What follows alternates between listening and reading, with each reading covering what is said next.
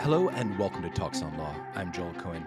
Today we're going to be talking about domestic violence and how it intersects with the Second Amendment. And we have a Second Amendment scholar with us, Jody Madeira of the Maurer School of Law at Indiana Bloomington. Jody, welcome to TalksOnLaw. Thank you so much for having me.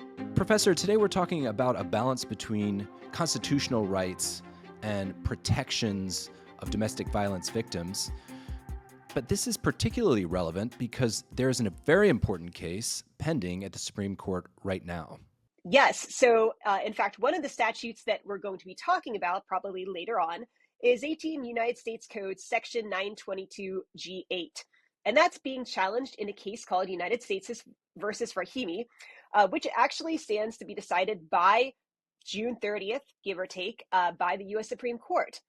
And this involved a gentleman, Rahimi, who was subject to a civil protective order for assaulting an ex-girlfriend and then was involved in several other shootings in about a 2-week period. And by shootings, I mean things that were not self-defense, like his friend's credit card was denied, and so he shot his firearm into the air. The problem was that Rahimi was prohibited from possessing firearms under 18 U.S.C. Section 922G8. And he challenged this under Bruen, and basically said, well, there is really no corresponding law in 1791 that would deprive someone in my position of firearms. Just to jump in, Professor, and you said Bruen, that's the landmark Supreme Court Second Amendment case, New York State Rifle and Pistol Association v. Bruen, that redefined the Second Amendment test. Exactly. And that test, of course, requires that there be historical analogs to contemporary firearm regulations from 1791 or 1868. And so really, Rahimi is saying, basically, there's not a history of laws depriving someone in my position of a firearm. Was domestic violence even a crime in the 1700s? So it was a crime to assault a spouse, but only to the point of serious bodily injury or death. And so, in fact, women were viewed as I hate to say property, they weren't literally property, but they were viewed as dependents who were under the control and authority of their husbands or their spouses. And so if the husband had an unruly wife, in fact, his legal duty was to discipline her up to the point of serious bodily injury or death. Wow. And so while there were certainly instances where male spouses were prosecuted for that behavior, it of course was perfectly lawful to engage in violence towards your female helpmate. So the law that you mentioned, that federal law, actually has a carve out. The government can take away guns for those involved in a domestic violence hearing. Is that the way it's worded? Yes. So basically, this is what's called the Lautenberg Amendment to the Gun Control Act, and it comes from 1996, and it really is those who it includes those convicted of a domestic violence misdemeanor. And of course, we have a limitation under 18 U.S.C. 922G that was recently fixed in 2022. At first, it only covered current and former spouses, parents, and guardians. Oh, this was the so-called boyfriend exception? Exactly. And so, so basically, it required some sort of sustained intimate relationship, having a child, current or former cohabitant, etc. Did not extend to dating partners, but that was closed by the Bipartisan Safer Communities Act, which was signed in June of 2022. And now that boyfriend loophole is closed, but it still looks different than a spouse. If you are a spouse who's convicted of misdemeanor domestic violence, or you have a child in common or former cohabitant, then your firearms are removed indefinitely. But if you are a dating partner, if you're in a dating relationship, a serious relationship of a romantic or intimate nature, then you can't purchase or possess firearms and ammunition for 5 years if you're convicted of misdemeanor domestic violence.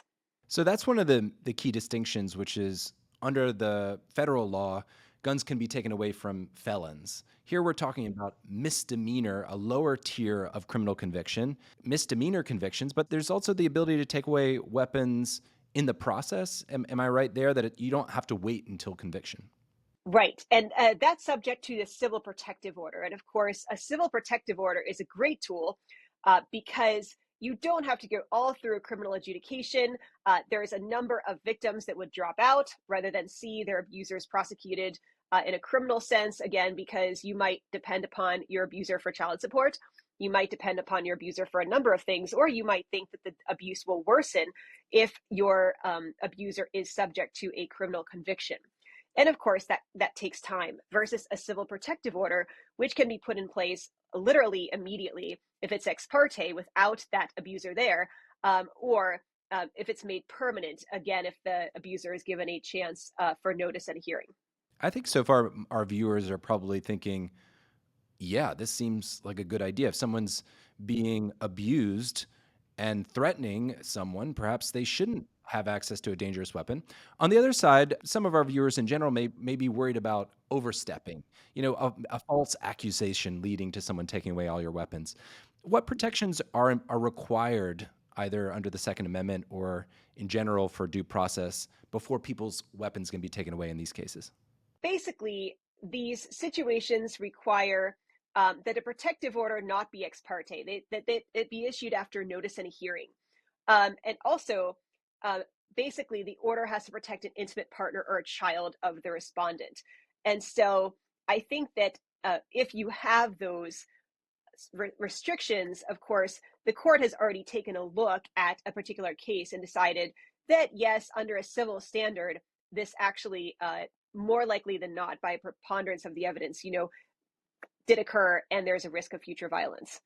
I also should mention that federal law currently does not prohibit people that were convicted of misdemeanor stalking crimes from having firearms. And so this is called a stalking gap, and that's a very strong predictor of future violence. Hmm.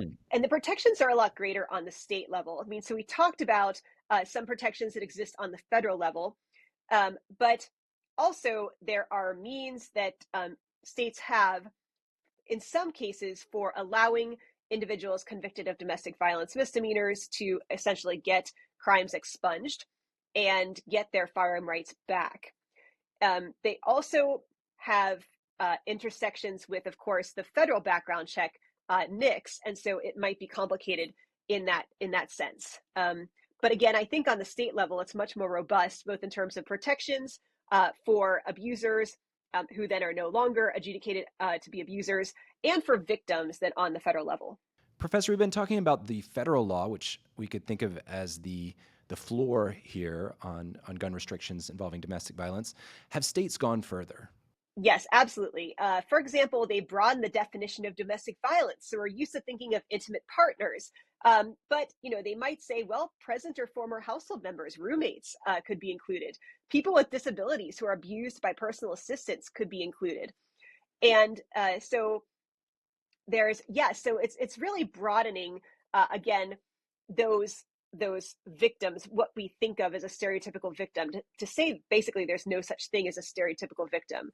um, the most stringent states actually prohibit individuals subject to any protective order, not just a domestic violence protective order. And so again, that's really expanding the potential victims. And so if you have a civil order in place on workplace violence, then that also could be included.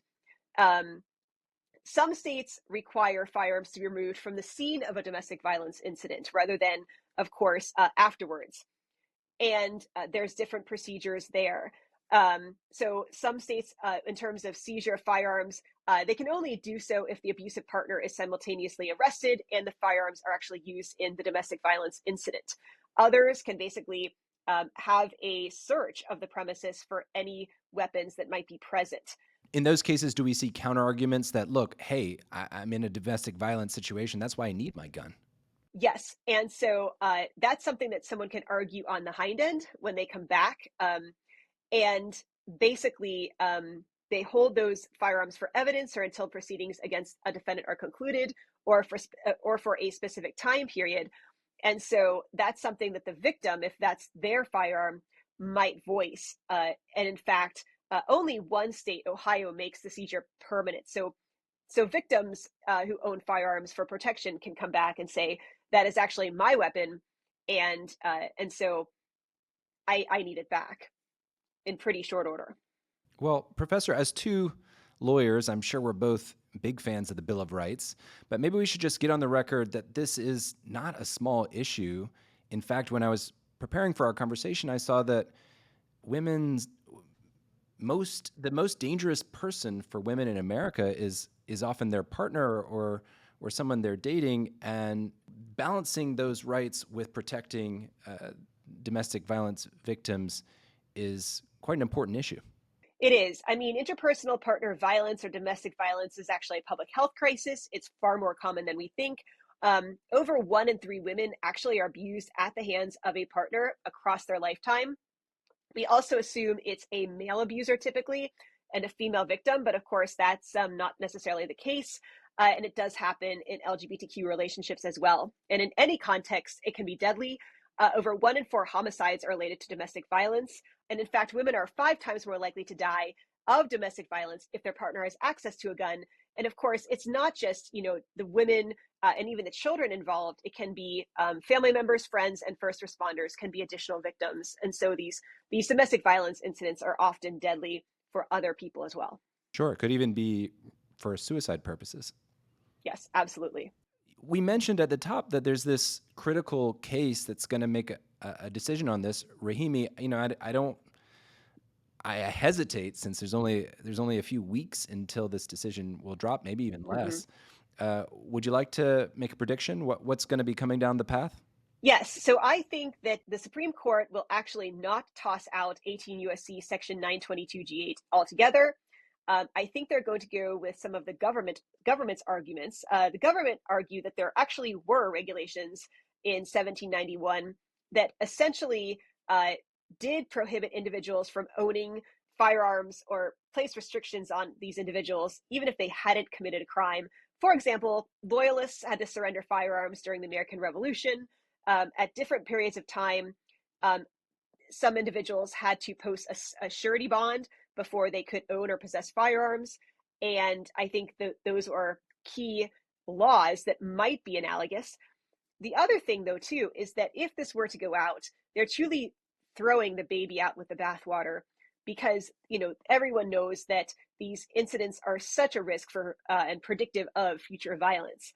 And so I think they're going to basically want to shore up some protections or set guidelines for shoring up protections as to when an individual is dangerous, such as Rahimi, and then they might toss the issue back down to the state courts for the remainder of the holding. All right. Well, we'll circle back once that decision comes down with some more information. Professor Jody Madeira, thank you for joining us today. Thank you so much.